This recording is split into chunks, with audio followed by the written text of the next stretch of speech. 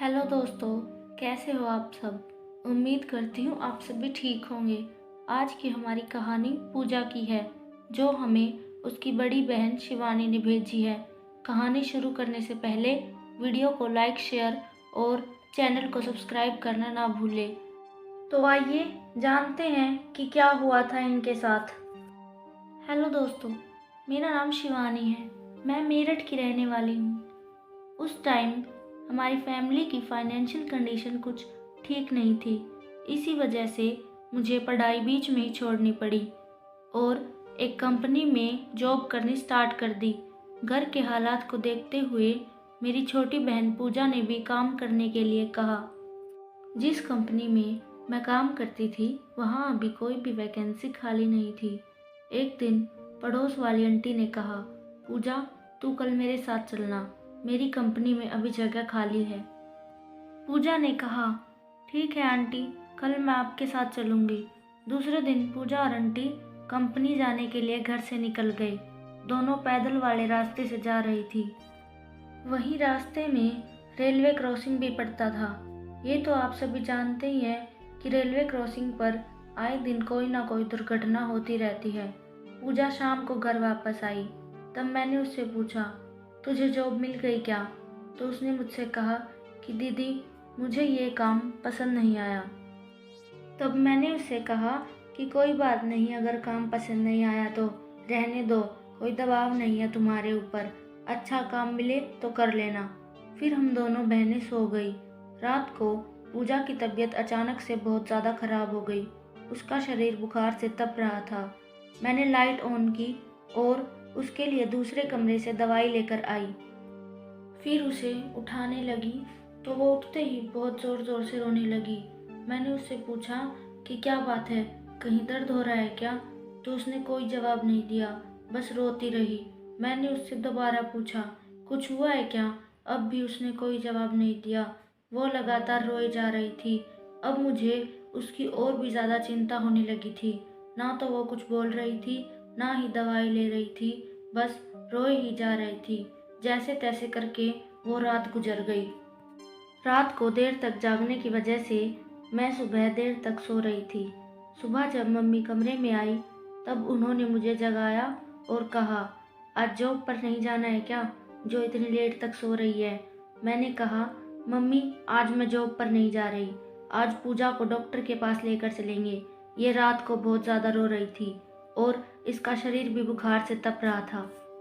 Mummy ने कहा, ठीक है, तुम नाश्ता कर लो, फिर हम डॉक्टर के पास चलेंगे। नाश्ता करने के बाद मैं और मम्मी हॉस्पिटल जाने के लिए तैयार हो गए। फिर मैं पूजा के कमरे में उसको देखने के लिए गई। मैंने उसको बोला कि पूजा जल्दी से तैयार हो जाओ, हमें हॉस्पिटल जाना है। पहले तो वो मुझे अजीब नज़रों से देखने लगी और फिर अचानक से रोने लगी। मैंने उससे पूछा कि क्या हुआ है, तुम रो क्यों रही हो? मेरे इतना बोलते ही पूजा ज़ोर ज़ोर से हंसने लगी और हंसते हंसते ही बेहोश हो गई। हमने डॉक्टर को घर पर बुलाया तो डॉक्टर ने कहा, बुखार ज़्यादा तेज होने की वजह से ये ऐसी हरकतें कर रही है। मैं कुछ दवाई लिख देता हूँ, 1-2 दिन में ये पूरी तरह ठीक हो जाएगी। इतना कहकर डॉक्टर वहाँ से चला गया। डॉक्टर के जाते ही हमारे घर में लोगों की भीड़ जमा हो गई। पूजा सोई हुई थी। मैंने उसको दवाई देने के लिए उठाया। जैसे ही वो उठी फिर से वही सब हरकतें करने लगी, कभी हंसने तो कभी रोने लगी। उस भीड़ में से एक औरत निकल कर आई और उसने कहा, मुझे ये बीमारी नहीं लग रही। मम्मी ने कहा, आपके कहने का मतलब क्या है? तो वो औरत बोली, अगर साफ शब्दों में कहूँ तो आपकी बेटी के ऊपर किसी बुरी आत्मा का साया है। मम्मी ने पूछा, आप ये कैसे कह सकती है? तो उन्होंने कहा कि 3-4 साल पहले मेरे भाई की बेटी भी बिल्कुल आपकी पूजा की तरह ही हरकतें करती थी। हमने उसे बहुत से डॉक्टरों को दिखाया लेकिन उसे बिल्कुल भी आराम नहीं हुआ।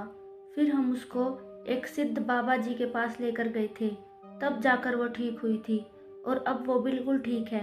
मम्मी ने कहा, आप अब भी इन भूत प्रेत जैसी बातों में विश्वास करती है, ये अंधविश्वास है और कुछ नहीं।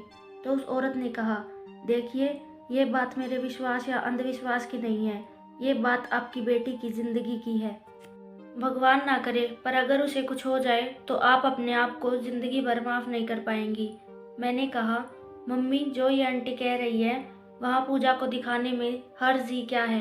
तो मम्मी ने कहा, तू भी इनकी बातों पर विश्वास कर रही है। मैंने कहा, मम्मी बस हमारी पूजा ठीक होनी चाहिए, चाहे हमें उसके लिए कहीं भी क्यों ना जाना पड़े।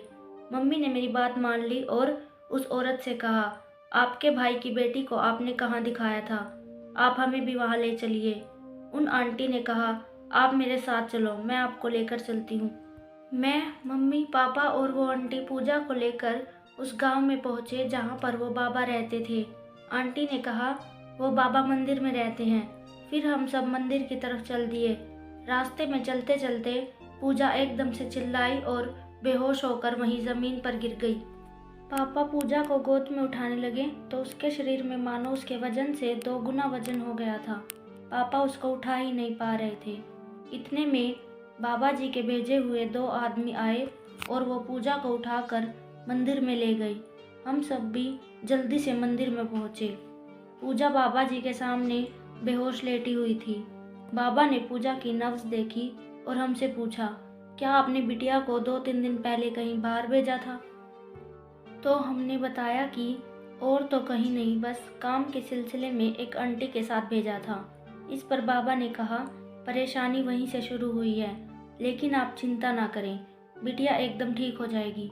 और एक काला धागा दिया और हमसे कहा कि इसको बिटिया के गले में बांध देना और जब तक पूरी तरह ठीक ना हो जाए इसे गले से उतारना मत।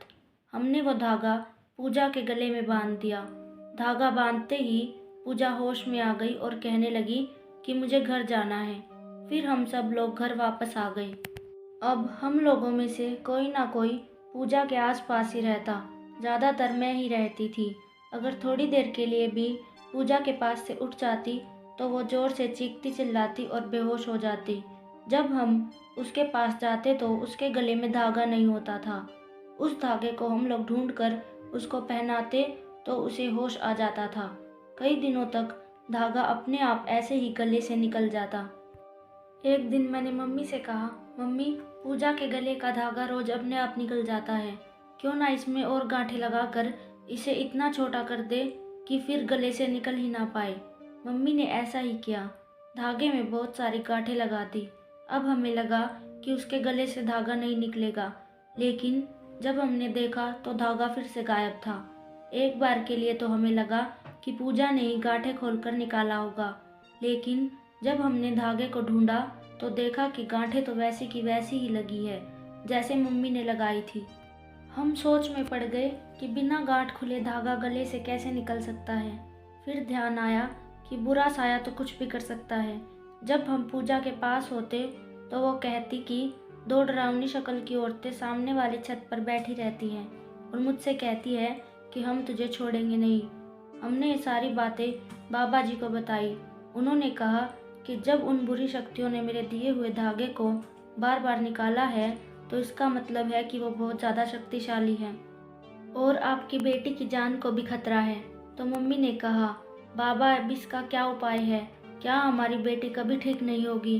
तब बाबा ने बताया कि अब इसका एक ही इलाज है कि अब बिटिया को बालाजी धाम लेकर जाया जाए, जो कि भूत प्रेत से छुटकारा दिलाने के लिए ही जाना जाता है। वहाँ पर स्वयं बालाजी ही भूत प्रेत को मार मार कर भगाते हैं। बाबा के कहने पर हम पूजा को बालाजी धाम लेकर गए। वहाँ लंबी लंबी लाइनें लगी हुई थी। हम सब लाइन में खड़े हो गए। अचानक से ना जाने पूजा को क्या हुआ, वो मंदिर की तरफ दौड़ पड़ी। हम उसके पीछे दौड़ने लगे।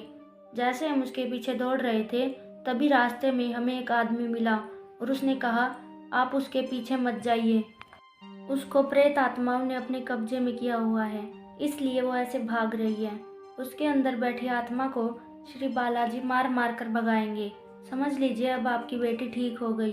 बालाजी जाने के बाद ही पूजा ठीक हुई और अब वो एकदम ठीक है और एक बहुत ही अच्छी कंपनी में उसे जॉब भी मिल गई है।